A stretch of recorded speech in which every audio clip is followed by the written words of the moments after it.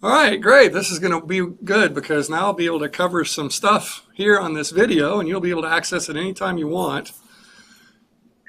And we can have all of our face-to-face time on Thursdays to discuss things. The thing that we want to do, the thing that we want to do in class, because you don't want to hear me reading PowerPoint slides to you.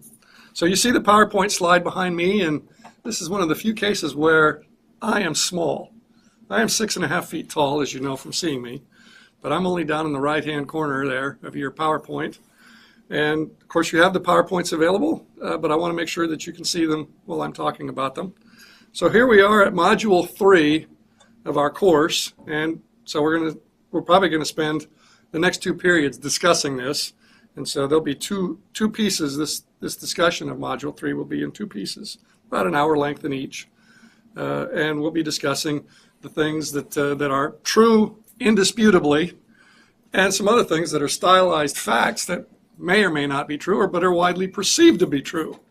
So that's going to be in the background as we progress in the course later on and decide what our vision is. And by the way, after this module, as per a suggestion by one of your classmates, I want each of you to develop a vision of transformation or tinkering or subtle change to make the system perform at a much higher level, or maybe you think that it is performing as well as it can, and you might want to say, hey, the vision exists as is. Either way, that's going to be something we do after the completion of this module. Maybe we'll do that in place of the question that I post. At least one of the next 2 weeks we'll probably do that. All right, so one of the things that we have to keep in mind, and I think virtually everybody agrees on, is the fact that kids are not all the same. They learn by different methods. Some learn better online, some learn better face-to-face, some learn by some face-to-face methods, not by others. And so we have to do something to address that diversity. Also, in terms of the diversity, some are bored to tears by discussing of reading, writing, and arithmetic in certain examples. But if you use other examples, the one that I keep coming back to just because people can understand it is sports, not athletics, sports, then some kids will pay more attention than they otherwise would, and they'll learn their 3 R's, among other things, better than they otherwise would. So pedagogy, thematics, online, face-to-face, all of those things come up as things that affect children differently and help them learn, or in some cases hinder their ability to learn. So we have to do something within any school system to address the diversity of children. Our current system addresses it with giant schools that have lots and lots of choices within them. And we wouldn't be here, or at least I wouldn't be presenting this material to you, if that was working well. Also, we have educators are diverse. They can succeed by presenting certain things in certain ways. If asked to present other things in different ways, other than the way that they're strong at, then they can seem ineffective. So the trick is to put educators together where the strengths of the educators match the ways in which children can be engaged in learning. All right, number 3 on our list of stylized facts and accepted truths is the notion that we'd better understand how the political process actually works. Not the high school civics version of everybody's working together to figure out something, but the real version of not everybody's paying attention and it's very competitive and some people will trash other people if necessary to win a vote or achieve a policy. As you know that from watching campaign commercials, the commercials can be pretty nasty. They're not always full of information about how candidates differ. And another aspect that you see there on your screen is this notion of an overextended electorate. Not a lot of folks out there have given much attention to the notion that the political process can work less well because we expect too much of it. Have a look at that essay that I posted on that, showing that we have way too much stuff that we're supposed to provide political accountability to, way more than most people are likely to provide accountability. And once you have political accountability, what that actually means is that somebody above, not physically probably, although they often give themselves the penthouse suite, but by top-down objective accountability, we mean that somebody somewhere else is going to quantify some things that the system is doing, that's happening in the classroom, and they're going to base whether they reward or punish, if they do, based on those numbers. So there'll be formulas and other measured items that will be the basis for public authorities to potentially exercise authority. And what I'm hinting at when I say potentially is the notion that much accountability is promised but not actual. You'll see that in some of your readings. And then we have to understand the market a little bit better than perhaps we do. Yeah, it's folks out there pursuing self-interest. There's no doubt about that. That creates some equity concerns because it seems like some folks are more successful than others at pursuing self-interest, maybe so successful that they have a monopoly in something, and so it's not competitive enough. Maybe the information isn't adequate for people to make informed competitive choices. And on the positive side, we need to understand that in a market, we have subjective accountability to consumers, which means that the folks at the bottom, by voting with their feet, maybe, if they can, if it's competitive or potentially competitive, reward or punish the producers based on what they do and how they do it, based on who they take their business to. All right, here's our list of readings. Again, you can see those in your learning module as well as in these PowerPoints. So I won't belabor that here on this recording. Again, please read the short ones absolutely, positively, definitely before class so we have some substantial basis for discussion. All right, moving on to the next slide. The man who got me into this business, or at least this area of economics, is Myron Lieberman, and his last work, he just passed away a few months ago at a very old age. His last work, The Educational Morass, published in 2007, is a must-read. I've assigned some snippets for it from this course. Try to read the whole thing someday. If you can, you'll enjoy it. You'll learn from it. One of the important points that Mike Lieberman makes is that change is very hard to affect, very hard to realize, because the cloud is dispersed, and there are many veto points. In other words, places where change can be stopped. And with the overextended electorate, participation in the political process is even more biased to producer interests than ever by having too much politics on the plate. You see, the reason for that is if we have so many things to vote on, so many things that we're allegedly going to be informed about and understand enough to cast a wise vote on, and we can't possibly do them all, where are we most likely to concentrate what little political accountability is going to come from our actions? Well, it follows that if anything that we do for a living is affected by politics, that we're going to give attention there. So, for example, the teacher unions and the principals association and so on tend to vote in school board elections at a much higher rate than they vote in other elections. And they tend to be a very disproportionate part of the electorate in what tends to be a very low voter turnout election. And so the folks elected to the school board in many cases are very reliant on the votes of the people that they supposedly hold to account for the effectiveness of their effectiveness as educators. So that's been shown periodically to be hope triumphing over experience. For example, in collective bargaining states, Texas is not one, but in collective bargaining states, it's often well known that former teacher union officials elected to the school board are sitting across the table from the folks that they're negotiating with. It doesn't take too much thinking about that to realize that that's not exactly a situation likely to promote the general public interest.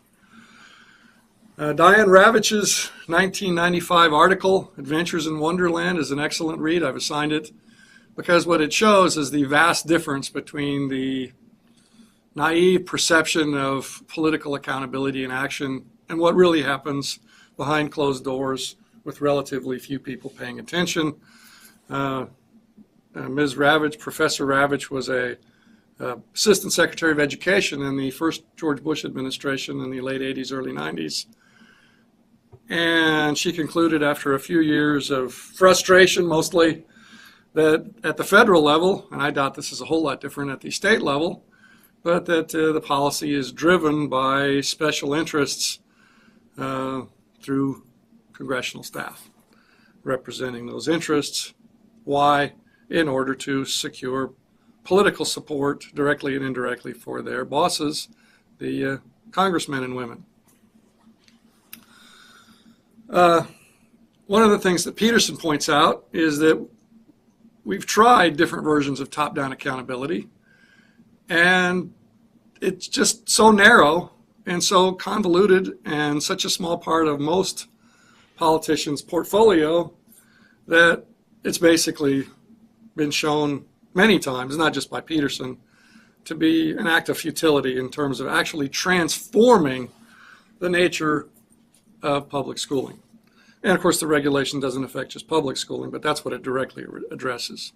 Another good read that I've assigned is John Peixota's article in the publication Veritas on the difference between top-down accountability and bottom-up accountability to clients.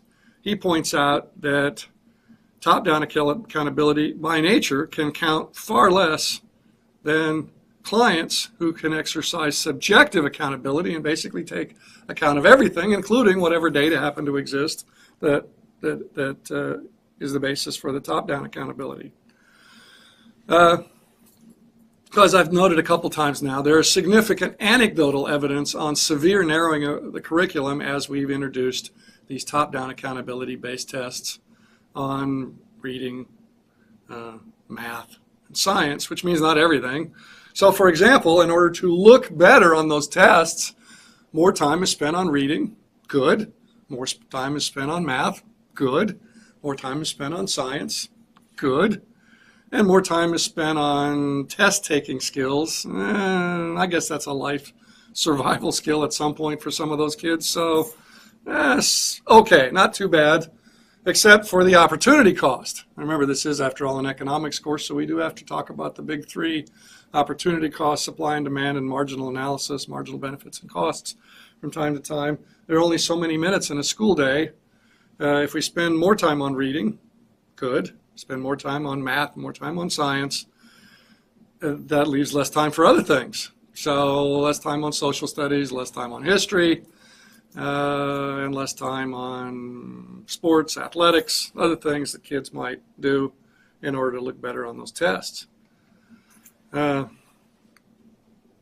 the track record of top-down accountability suggests some need, including the narrowing of curriculum. By the way, the anecdotal evidence includes statements by the Secretary of Education, Arne Duncan, current Secretary of Education. He's noted on a number of occasions that schools are narrowing what it is that they teach in order to look better on the test. So, think about this. If the test scores, at least at the national level, the National Assessment for Education Progress, the NAEP, if those are not going up, even though we're spending more time on the tested subjects, supposedly, and on the test-taking skills, and less time on the other things, so the things we're measuring are not looking much better, if at all, and at the same time the things we're not measuring are getting less and less time in the classroom, so they're probably not getting better and maybe worse. So what's being measured is looking like it's fairly constant, and what's not being measured is probably suffering. So overall things are probably getting a little bit worse, even as we spend more and more money on the subject, on teaching. For accountability to clients to exist, as it says here on the slides, the judgments of those clients must impact school operators' financial viability. So what does that exactly mean? That means that it's one thing to say, okay, the clients matter, and a lot of people say, oh, parents can raise Cain at the school and pressure principals and teachers to do things. Yes, sort of up to a point. You know, the state test is still going to be taught, and the books are still going to be the same. That's not going to change. Those all are political decisions. The kids are still going to be assigned there based on where they lived, all that stuff that I've mentioned in the roots of the problem. So, yeah, parents can be influential. Parental involvement is good. But they can't impact the school operator's financial viability. In other words, if you leave your assigned public school, your property tax money is still going to go to the district. They can still allocate it to that school. And more than likely, somebody else will take your place if necessary. In that school, the area is more than likely growing, especially in Texas. The attendance zones periodically have to be redrawn so that schools are not overcrowded. So your choices as a parent, to the extent that you have any in the current system, do not affect public school operators' financial viability. And so that's just a general truism of subjective accountability to clients. Their decision to leave must affect how much money you have to spend, or the footloose nature of the customers isn't going to be given that much attention. Think about that in regard to charter public schools. Most of them are full with long wait lists. That means that if anybody leaves, that has absolutely no impact on the school operator's financial viability, because someone fills in from the wait list almost immediately. So the school stays full and the amount of money coming in stays the same.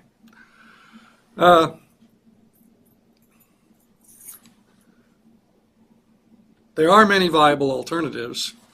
Vouchers, tuition vouchers that are large relative to the amount spent public school students, tuition tax credits, education savings accounts. There are many viable potential policy alternatives. The things that I've just listed are not widely used, but there are many that they exist where 1/nth of the school funding, and being the number of students, is lost, or close to that amount is lost when a student leaves. Okay? So it's possible to create subjective accountability to clients that is in fact meaningful and impactful, because students leaving will reduce the finances of the school. Now, some people might wonder, well, why would we want that? Isn't that pretty disruptive?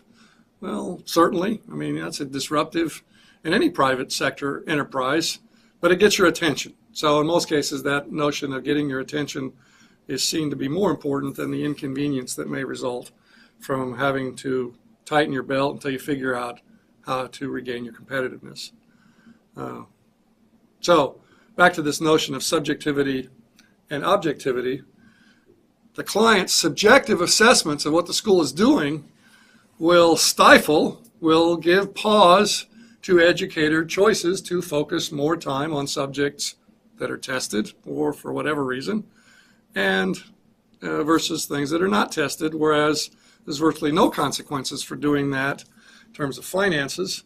In a public school where more time on tested subjects is not going to make the school look worse by having less time on untested subjects, is not going to cause them any loss of money by someone leaving for a charter school, for example, or for a private school, because less is being covered and more time is being spent on test prep.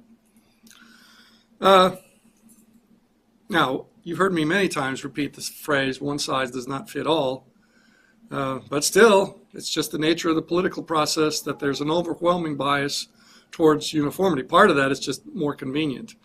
It's easier to manage. So in that sense, at least for that reason, it's probably inherent in political control. But even more important is that the appearance of fairness is paramount in the political process for anything, not just education. Because there's just no defense from the claim by a constituent or by somebody that, hey, why does Joe's school have X? And Joe's in our district or in our state. I don't have X.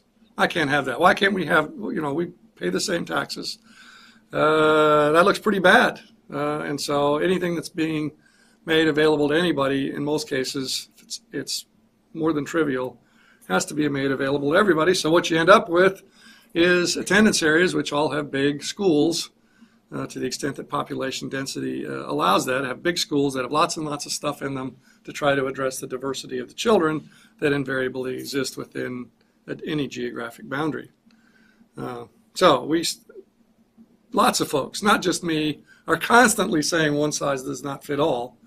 Yeah, and by the way, we'll also say that schools are too big, but still what happens is we build one school, we build big schools in an effort to find a big size in which something in there seems to fit nearly everybody. Still means we have to teach most of the same things in the same way to everybody, even though that is known to produce a low rate of engagement and thus success in learning the material. So we have what an author 20-something years ago now has called, and I've called it that consistently in my work, what are called comprehensively uniform schools. These big neighborhood public schools that contain lots of options within them. The gentleman's name is Professor Brown, I forget his first name, 1992 article. And he claims that even though people differ widely, they prefer traditional public schools to because it makes life simpler for them. It makes it possible for them to send their kid to a school that has everything in there that the child might want. Maybe they're not even sure exactly what will engage their child in learning. I would argue that parents understand their children better than anybody else does, although maybe not perfectly, especially for younger children. They haven't discovered the child's strengths and weaknesses and which pedagogies they learn best by. And so they want a giant school, and Johnny will find his way in there. They want to avoid complex school decisions where they have to choose among specialized alternatives, kinds of things that I've been arguing for. So they want all the choices for anyone available on each campus. I don't agree with Professor Brown's conclusion, but you might. It's something we certainly want to discuss online. Powell, in an outstanding book, incredibly, Powell and his co-authors, way back in 1998, 1985, were already starting to figure this out. And Lydia Siegel in 2004 wrote about fraud being rampant in our giant schools. And it's a good read. I've assigned some material from at least Powell. I don't recall if I've assigned much from Siegel. It's in your bibliography. Another good read if you get a chance. They describe some major problems other than just the fact that that one size doesn't fit all, even if there are a lot of sizes all in one building. A lot of problems with these mega schools. Hard to manage. We went over some of that in the first learning module. Hard for parents to figure out whether Johnny's in a real classroom or one that's fluff, just based on the title. Okay. Now, once we have these attendance areas, a neighborhood traditional public school, certainly if we have a big attendance area, we can differentiate and specialize within the school, but the schools themselves have to be pretty much doing the same things in total. So that means as long as we can cling to the notion that children should be assigned to a school, all the schools have to be pretty much the same in terms of the total amount of things that they offer. For the schools to significantly differ, it would require sometimes controversial choices and politically incorrect admissions selectivity. By that I mean that something financed by tax dollars is usually seen as something that should be open to all. And so that would make it kind of hard to specialize in something. For example, if someone nearby, maybe a careless parent or somebody that believed that Johnny was good at something or should be, enrolled them in a school that specialized in something that Johnny was not actually interested in or had no aptitude for, or maybe the school is for gifted and talented kids, and well, the parent imagines that, oh, by golly, Johnny must be gifted and talented. I want him to be. Certainly all their parents want to believe that they're the parents of rocket scientists in the making, and so they send him to a school where he does not fit in because, in fact, he learns differently from the school's preferred mission-based pedagogy, or maybe he isn't a high-functioning student in the general sense that's somewhat rare. Remember, I allege with considerable evidence that most children are not uniformly high or low or even medium functioning, that they have strengths and weaknesses, but maybe there is room for gifted and talented schools in general where Johnny does have to be high functioning in all areas, and if he's not going to fit in there very well. And so if the school doesn't know how to have the ability to reject those kind of applicants, because that's seen as politically incorrect, that will make it very difficult for that school to pursue its mission with all these distractions in each classroom of children that are not up to speed with those that want to progress at a faster rate, perhaps with more challenging material. I've encountered this many times at the various sessions that I go to. Quite often somebody says, why don't we, and that, by the way, this is consistent with our theme for Module 2. Why don't we find something that works and copy it? Why don't we find best practices? That's what I mean by a silver bullet, something that just works for everybody. Not going to happen. But because we assign children to a school based on where they live, I mean, we want to find best practices that work for close to 100% of the children. Again, not going to happen. That's why I call it a futile search. And by golly, my colleague and friend Rick Hanushek wrote an article a few years ago entitled, "What if there are no best practices?" Indeed. Certainly there are some great practices, some things that work really well for a large subgroup of children, but probably not a whole lot of things that are best practices for them all.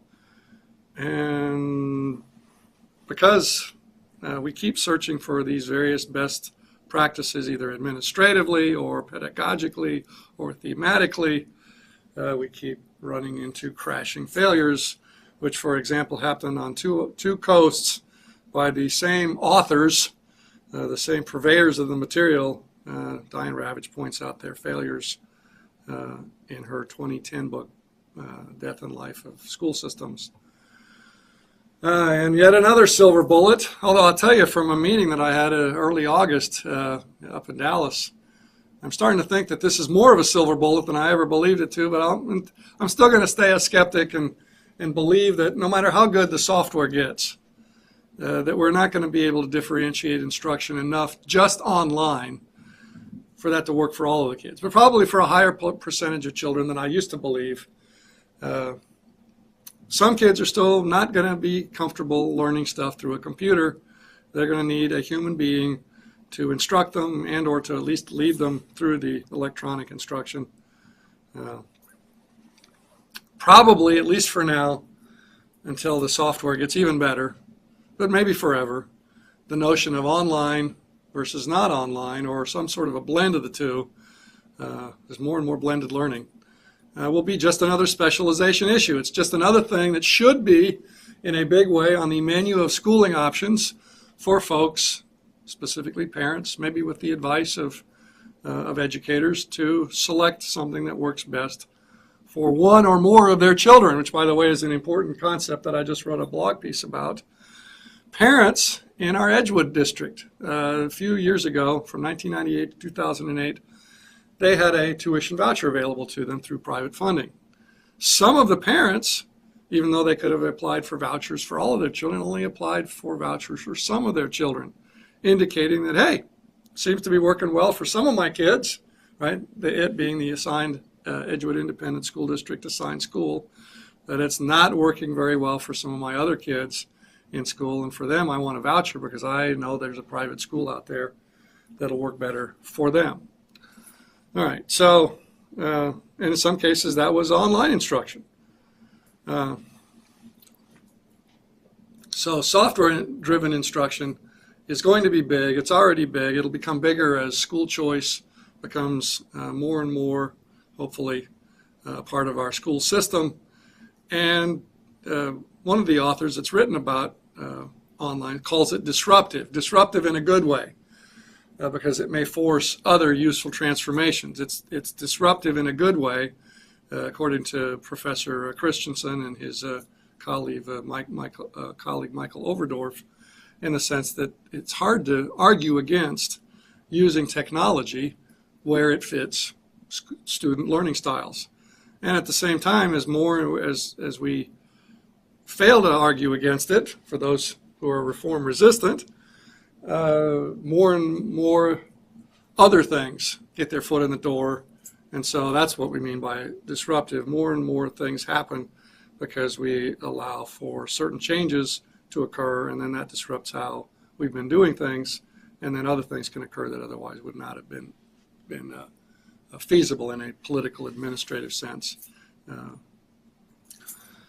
Okay, now here's a hot issue popping up on this slide. Is schooling somehow different in a way that says, you know, nearly everything should be done privately through markets, but no, not schooling. No, it's different It's just not compatible with this notion that it should be driven by profit and loss and by changes in prices, where higher prices signal increased profit potential in many cases, and so that'll attract folks, and then others will just innovate totally new things, for example, maybe a sports-based curriculum, and then suddenly they'll discover that it's very popular and they'll raise their prices, and then that will cause other people to copy them, and that'll bring the prices back down to just barely where they cover costs.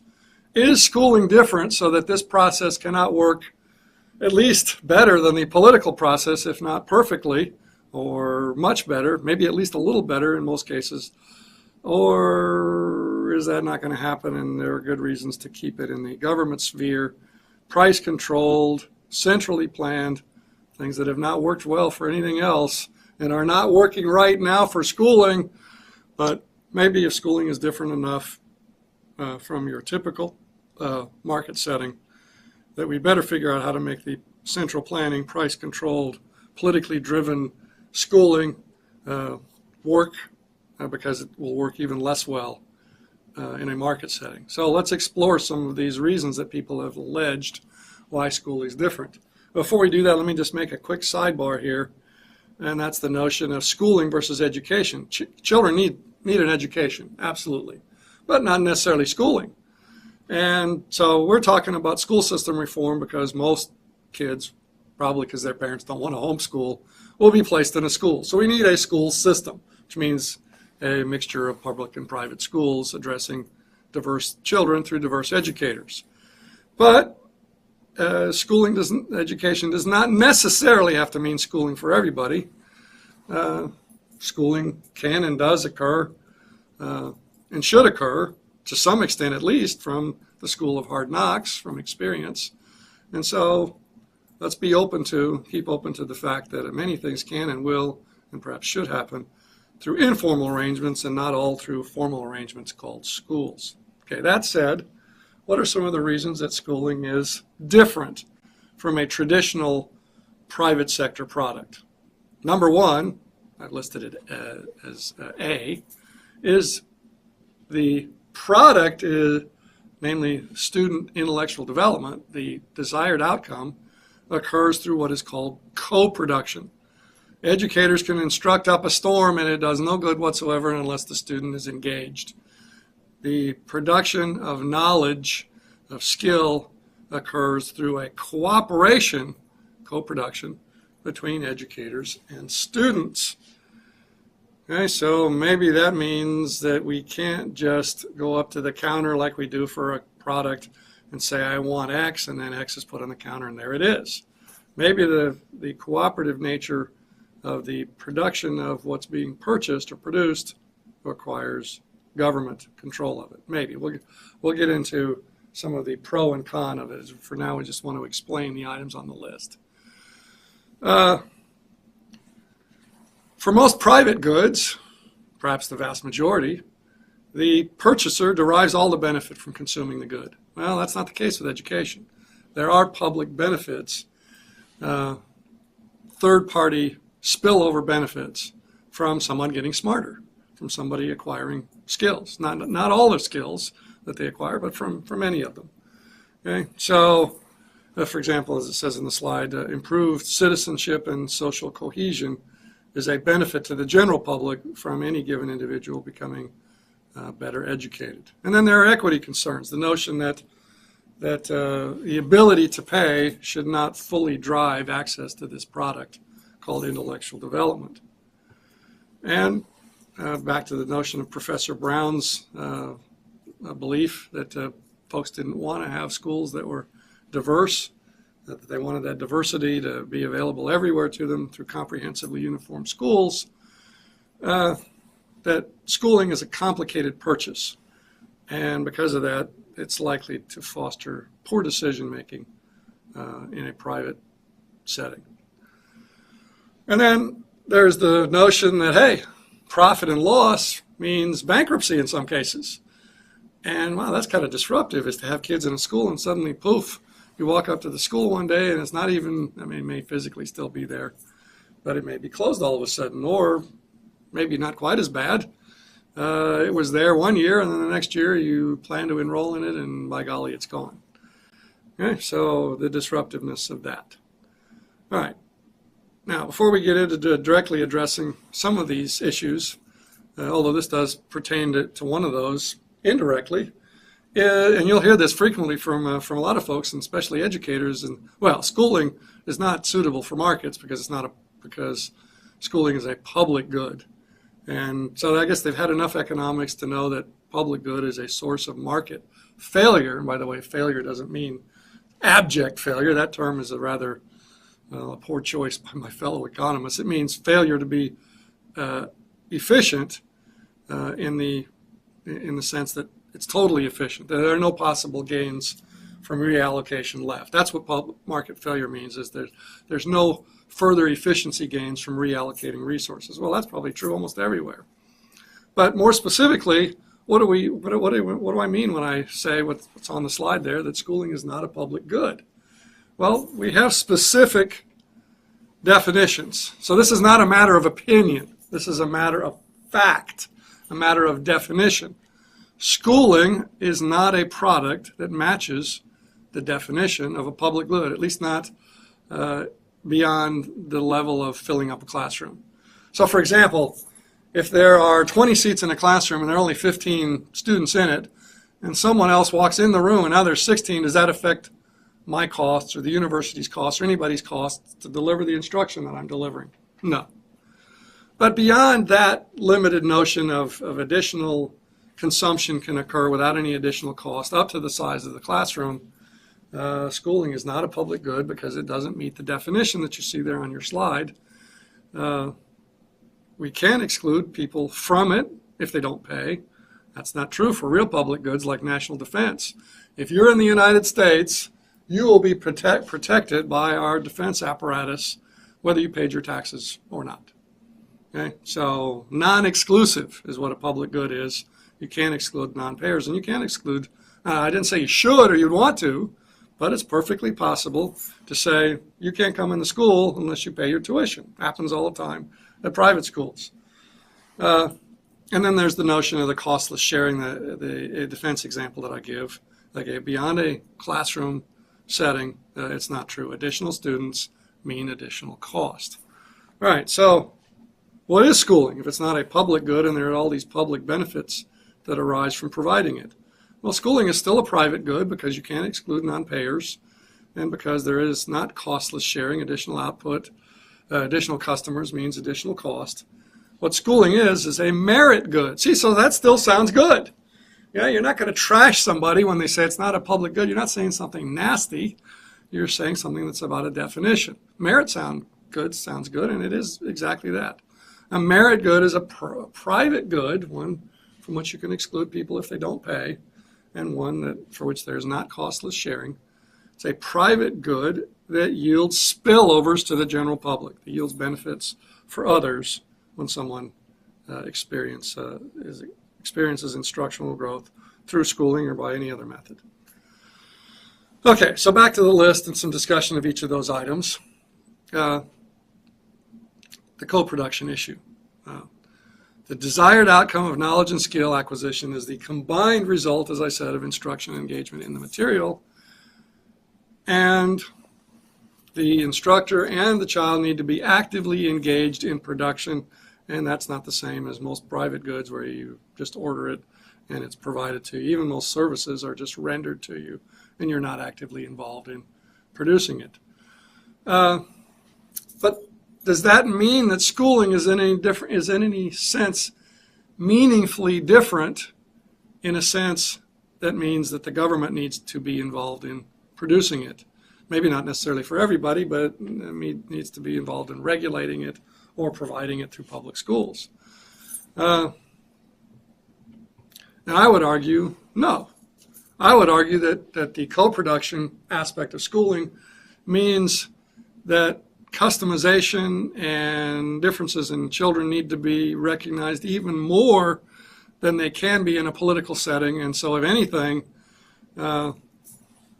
co-production means that private production, at least to a significant extent, maybe not for all the children, is especially important, not necessarily through profit-seeking ownership.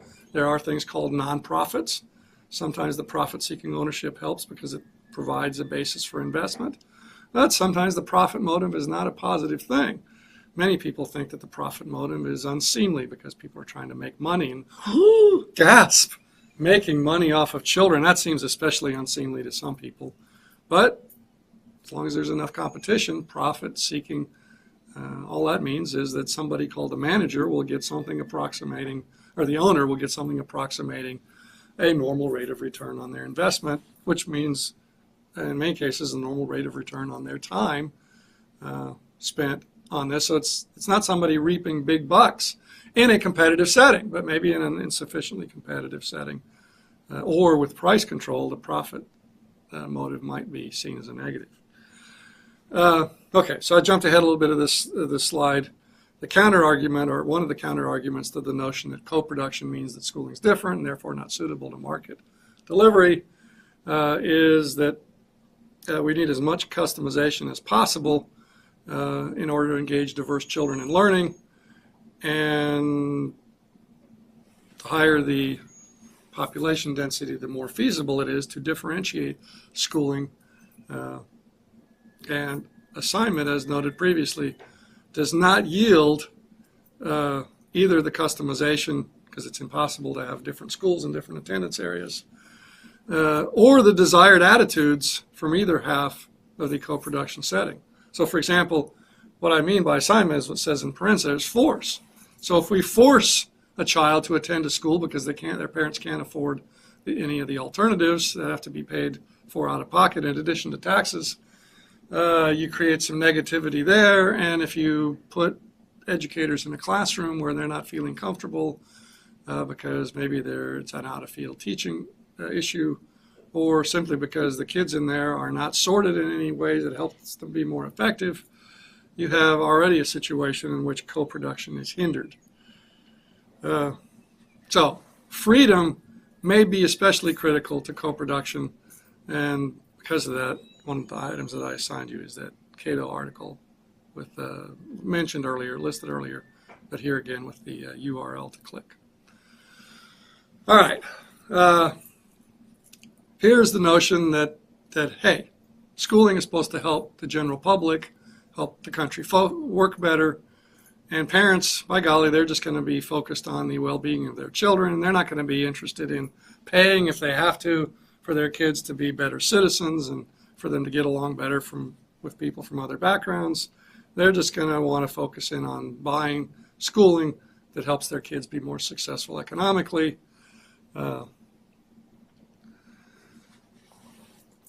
And because of the public interest in the content of schooling, that's just not okay for schooling. Well, the first answer to that is, hey, you know, if for other reasons the private provision works better for some kids, you can do some regulation of content. And then there's the issue of, well, okay, all this citizenship stuff and social cohesion stuff may be important, but if the classroom is low functioning for reasons listed in your roots of the problem and reasons we've discussed, what difference does it make if the schooling that's aimed at that is included in a public setting but not in a private one, if it's taught badly to most of the kids or ineffectively to most of the children? And then there's the issue of, well, what is it exactly that matters most to social cohesion and the ability to participate in the political process? E.G. West, one of my heroes in this arena, argued that courses in citizenship and that sort of thing, which maybe parents would opt out of if it would save them some money on private schooling, is not really what matters most to the social cohesion citizenship issue, that opting out of such courses is likely to be small. The effect of opting out of the courses is what matters, according to West, Milton Friedman, and others, to social cohesion and political participation is just being literate and numerate.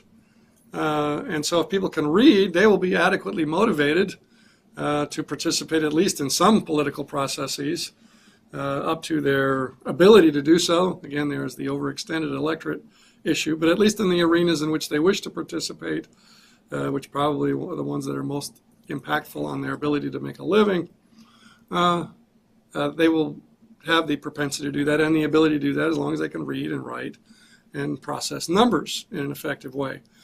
And those are the kinds of skills that parents are going to want no matter where they take their kids to school. I mean, that's the bottom line is, hey, Johnny and Susie, you've got to be able to read, write, and process numbers, or that school does not work for me. I don't care whether it has a nice theme or pedagogy or what, or if everybody says it's great. If my kid's not learning to read, write, and do math, it's not a good school, at least not for us.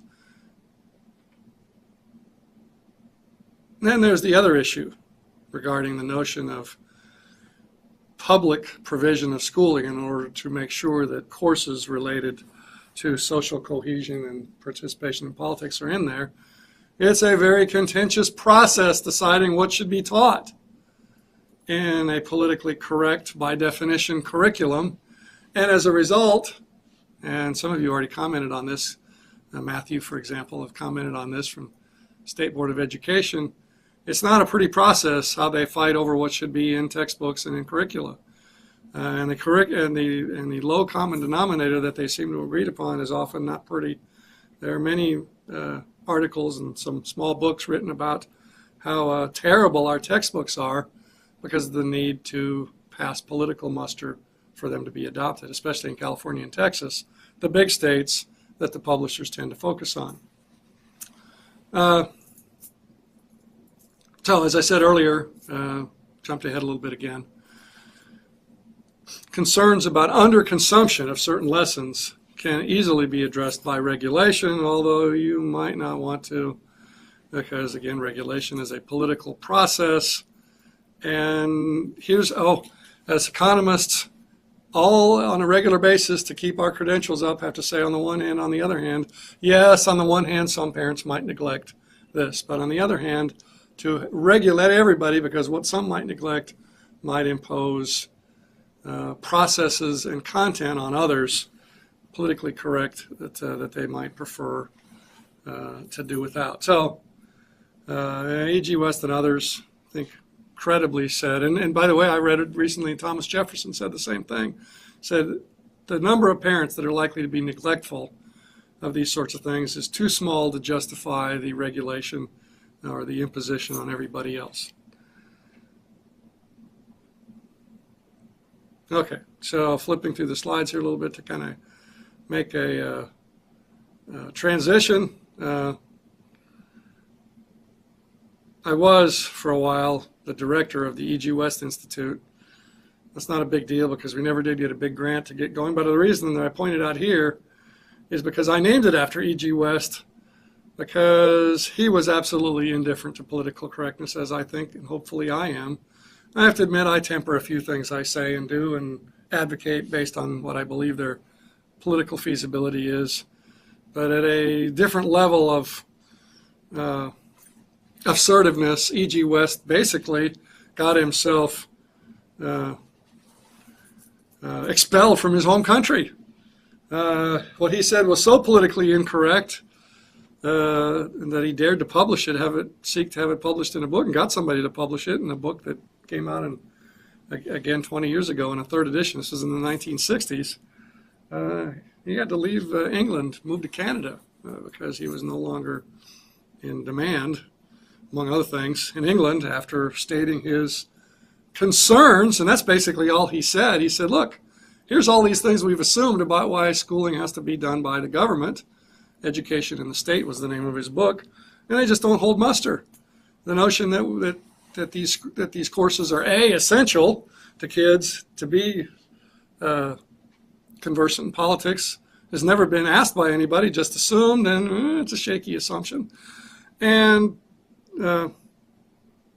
mostly it's the stuff that everybody will consume publicly or privately that matters to these issues. And then he identified some other things that are just empirical issues where he said, you know, we've been believing these things, but there are reasons to doubt it, and the only way these things can be resolved is by going out and collecting data and crunching some numbers and see where the data point.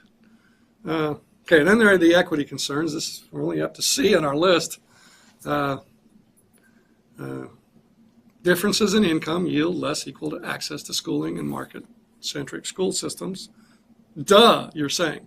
And to some, that's utterly unacceptable. But if you force, or in some sense try to do as much as you can to force equal access to schooling, that's, use the word ugly with some trepidation, but really that's what it is. It's ugly from several perspectives. If somebody wants to spend more money on their kid for schooling, why not? For example, I have not heard of anybody arguing that we should prohibit wealthy families from sending their kid to a public school and then sending them to after school with their own money after that. So that seems unfair, and there's nothing we can do about it, and I've not heard anybody say we should do anything about it. So given that life is unfair to some extent, and that there's been no evidence pointed out that some children being able to learn more has in any way made those in lesser circumstances worse off, why not let them? And we unleash several positive factors if we maximize the growth of skills and knowledge and not worry about the gap between the most and the least advantaged. That will benefit the most and least advantaged simultaneously the most. And we will unleash several processes that are essential to move things forward. First of all, price decontrol, the notion that some things are expensive at first, and to get them to be on the menu of schooling options at all, they need to be charged at a higher level than perhaps taxpayers are willing to finance for everybody. But then those items that initially become feasible, that come into existence because of the purchases of the wealthy, eventually become standardized and cheaper and widely available to everybody. We don't want to short circuit that process by not allowing supplementation of public spending with private spending. And if we allow some to have more schooling than the taxpayer dollars otherwise provide, we have improved overall productivity of our economy, more innovation, and things that get started by the wealthy become widely available to everybody through experience and competition, as I just noted. So what I've argued, again, in this notion of, yeah, life isn't fair, and we want to make sure that everybody has a high level of schooling, but it doesn't make sense from several perspectives to deny those who want to spend even more the ability to do that. So what I've always argued is, hey, let's provide a high minimum subsidy to everybody. Let them spend it wherever they want to at publicly provided schooling or privately provided schooling. And that minimizes the advantages of wealth. Maybe they get to have the new gadgets a little sooner than everybody else, but not otherwise have too many majors. And let me just make another sidebar about the wealthy. What most of us think about as the truly wealthy are so few people that it's another one of those Jeffersonian kinds of trade. There are just not enough of them to constrict what we do for everybody by the fact that somebody that's already well off might be even better off. For example, let me give you an example of that. The last time I checked these data, the top 5% of income started at about $125,000 for a family, and 10% started well before a six-figure income. Okay, so that means that 90% of families make less than probably $90,000 a year. Okay, so let's not make schooling policy based on paranoia, based on the top 5 or 10% getting even better off, and somehow hurt the other 90% in the process. If we insist on free only, we insist that no one pay for anything that's publicly subsidized at all, we will severely shrink the menu of schooling options. Many things that could be done will at least initially cost more than the publicly funded amount. And by the way, that assumes that the full publicly funded amount per child in a traditional public school is made available through vouchers or tax credit or through education savings account made universal. And that's typically not the case. So what we're talking about when we say free only severely shrinks the menu of schooling options, we're saying that a $6,000 or $7,000 or $8,000 per child per year tuition voucher or tuition tax credit or education savings account severely reduces if we say, hey, you can't spend any of your own money to top off that $6,000 or $7,000 or $8,000 worth of public money. That will severely shrink what can be done. However, if we allow the $6,000 or $7,000 or $8,000 voucher or tax credit or education savings account to be made available and then be topped off by private money, either from the families themselves or whatever they can secure on a means-tested basis from scholarship funds, we'll have a massive increase in the menu of schooling options through free enterprise. And many of those will eventually be free. As I've noted previously, many things start out expensive because they're new and there's not a lot of people with the skills to do them, and competing for those folks with skills is expensive. And so it's expensive at first, and then it becomes cheaper over time with experience and competition. And so many things that would be available would only be ever available if not free only.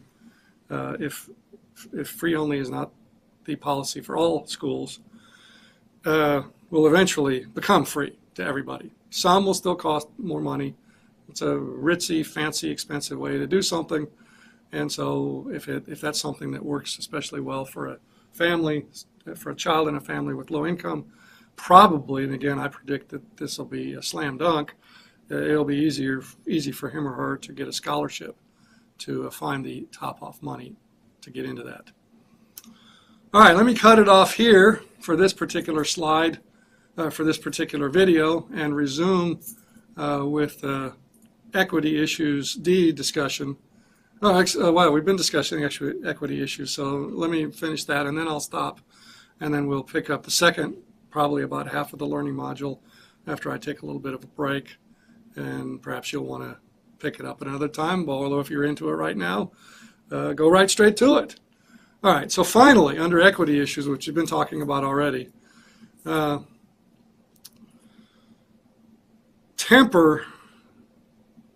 equity notion tempers the notion of, hey, we better have it be free through all and maybe even produced through the government, because it's just not working.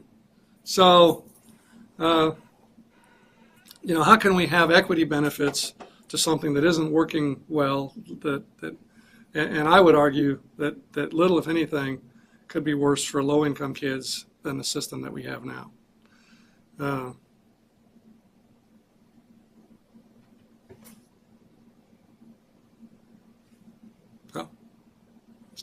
Stop. Okay. Where the strengths of the educators match the ways in which children can be engaged in learning. All right, number 3 on our list of stylized facts and accepted truths is the notion that we'd better understand how the political process actually works. Not the high school civics version of everybody's working together to figure out something, but the real version of not everybody's paying attention and it's very competitive, and some people will trash other people if necessary to win a vote or achieve a policy. As you know that from watching campaign commercials, the commercials can be pretty nasty. They're not always full of information about how candidates differ. And another aspect that you see there on your screen is this notion of an overextended electorate. Not a lot of folks out there have given much attention to the notion that the political process can work less well because we expect too much of it.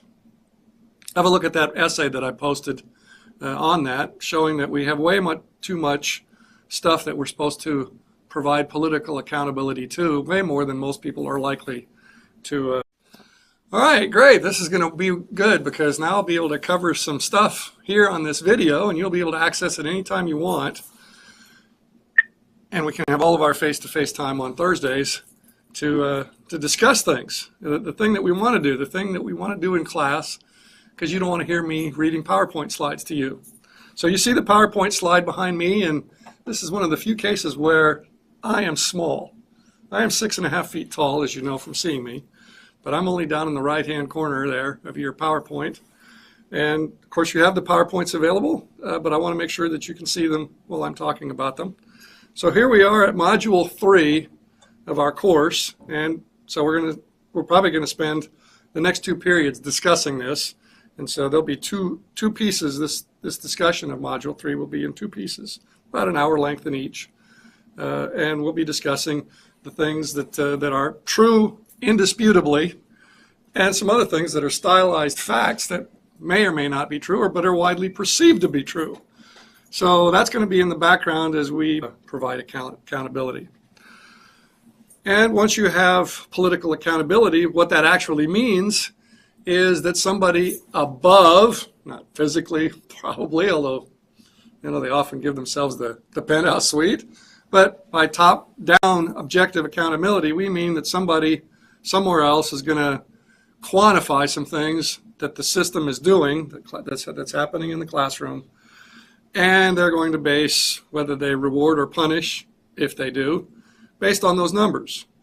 So there'll be formulas and other measured items that will be the basis for public authorities to potentially exercise authority. And what I'm hinting at when I say potentially is the notion that much accountability is promised but not actual. You'll see that in some of your readings. And then we have to understand the market a little bit better than perhaps we do. Yeah, it's folks out there pursuing self-interest. There's no doubt about that. That creates some equity concerns because it seems like some folks are more successful than others at pursuing self-interest, maybe so progress in the course later on and decide what our vision is. And by the way, after this module, as per a suggestion by one of your classmates, I want each of you to develop a vision of transformation or tinkering or subtle change to make the system perform at a much higher level. Or maybe you think that it is performing as well as it can, and you might want to say, hey, the vision exists as is. Either way, that's going to be something we do after the completion of this module. Maybe we'll do that in place of the question that I post. At least one of the next 2 weeks we'll probably do that. All right, so one of the things that we have to keep in mind, and I think virtually everybody agrees on, is the fact that kids are not all the same. They learn by different methods. Some learn better online, some learn better face-to-face, some learn by some face-to-face methods, not by others. And so we have to do something to address that diversity. Also, in terms of the diversity, some are bored to tears by discussing of reading, writing, and arithmetic in certain examples. But if you use other examples, the one that I keep coming back to just because people can understand it is sports, not athletics, sports, then some kids will pay more attention than they otherwise would, and they'll learn their 3 R's, among other things, better than they otherwise would. So pedagogy, thematics, online, face-to-face, all of those things come up as things that affect children differently and help them learn, or in some cases hinder their ability to learn. So we have to do something within any school system to address the diversity of children. Our current system addresses it with giant schools that have lots and lots of choices within them. And we wouldn't be here, or at least I wouldn't be presenting this material to you, if that was working well. Also, we have educators are diverse. They can succeed by presenting certain things in certain ways. If asked to present other things in different ways other than the way that they're strong at, then they can seem ineffective. So the trick is to put educators together